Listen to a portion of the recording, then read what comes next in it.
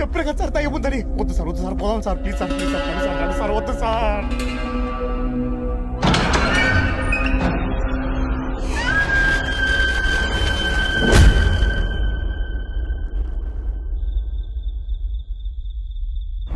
వీడు hotel owner, మళ్ళా వీడెవడు? రంగారావు, తగలబడ్డ కళ్ళు కాంపౌండ్ ఓనర్.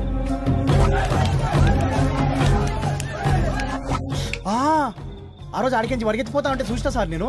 శేఖర్ బాబుని ఎందుకు చంపావు? శేఖర్ బాబు నేను ఎందుకు చంపుతాదరా?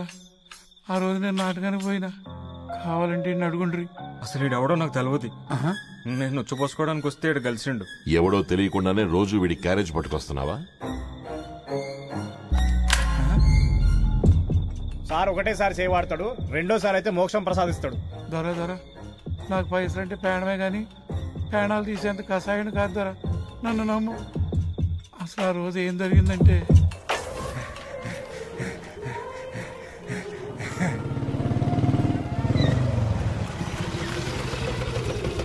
రంగా దొరా వస్తుందా దొరా?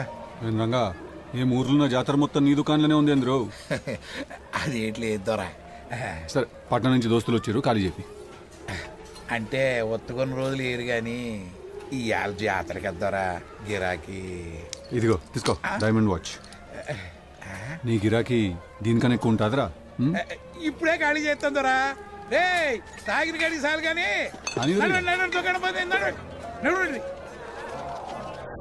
ఆ శేఖరబాబు పోయినది నా దుకాణంలో అని ఎరికైతే ఆ నరసప్ప ఆవేశంలో మొదట నన్ను చంపుతాడు.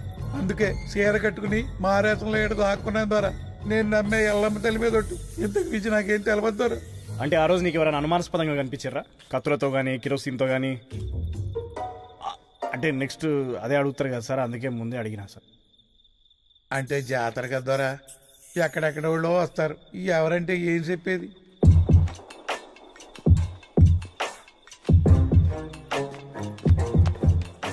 సార్ వీళ్ళని ఏం చేద్దాం సార్? నువ్వే చెప్పు. పోనీలే సార్, ఇడిచిపెట్టేద్దాం. దొరా నిన్ను చూస్తుంటే పోయిన మా రాజా బాలకృష్ణరావు మళ్ళీ పుట్టినట్టుంది దొరా. అద్దంలో చూస్తే నాకే అనిపిస్తుంది అనుకున్నా, వీళ్ళకి కూడా అనిపిస్తుందంటే అయి ఉండొచ్చు. కత్తి పట్టాలు చూడండి, కలం పట్టుకొని తిరుగుతున్నా. దత్తా సార్,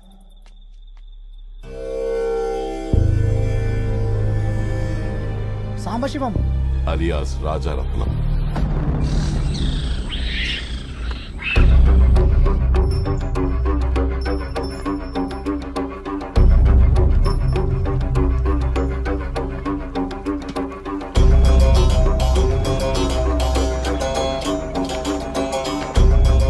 మళ్ళీ సామి కోసం వచ్చిండ్రా?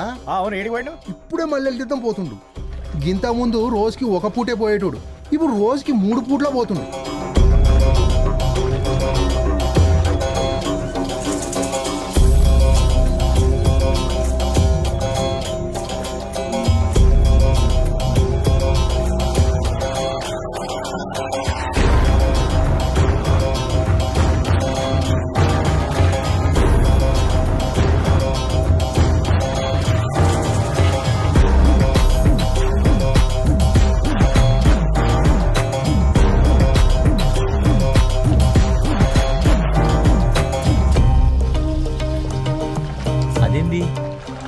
మల్లెలు తెద్దు ఇటుపక్కుంటే సామూరు అటుపక్క పోతాడు.